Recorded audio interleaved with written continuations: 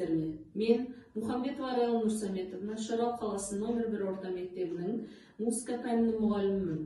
Бүгінгі аудандық педагогикалық идеялар фестивалінен мен өзімнің авторлық әндерім мен дидактикалық ойын сиқырлы домбыра ойынын ұсынғым келіп отыр. Бірінші сәлемдесу әні бұл сабақтың бастамасында айтылатын ән. Бұл балаларға әннің мақсаты балаларға көтеріңкі көңіл күй сыйлау және де сабақтың қызықты өтуіне ықпал ету.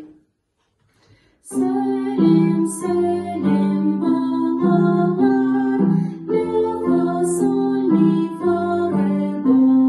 Сәлем, сәлем мұғалім, ля, фа, соль, ми, фа, ре, до.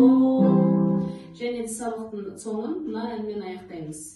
Қоңырау соғылды, ре, ми, фа, соль, сарыл аяқтар алды, ре, соль, ми, до. Сау болыңдар балалар, ре, ми, фа, соль, сау болыңыз мұғалім, ре, соль, ми, до. Келесі авторлық әнім музыка аспаптары деп аталады.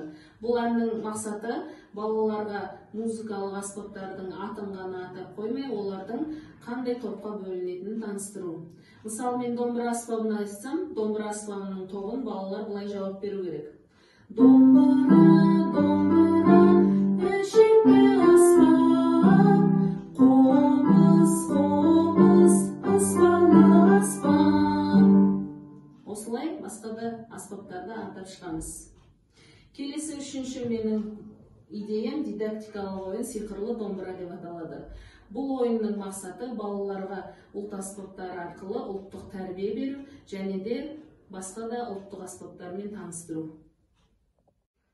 Оқушылар, біз сіздермен қазір сиқырлы домбыра деген музыкалық дидактикалық ойын ойнаймыз.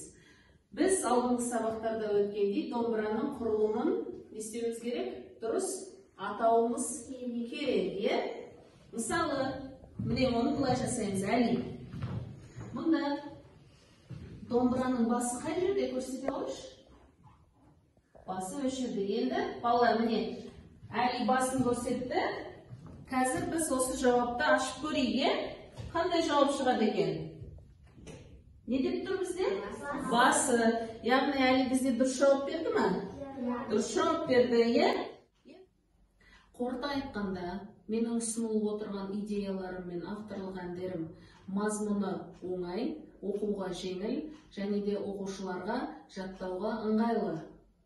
Мен осы идеяларымды басқа да әріптестеріме күнделікті сабақта қолдануға ұсынамын. Назарларыңызға рахмет.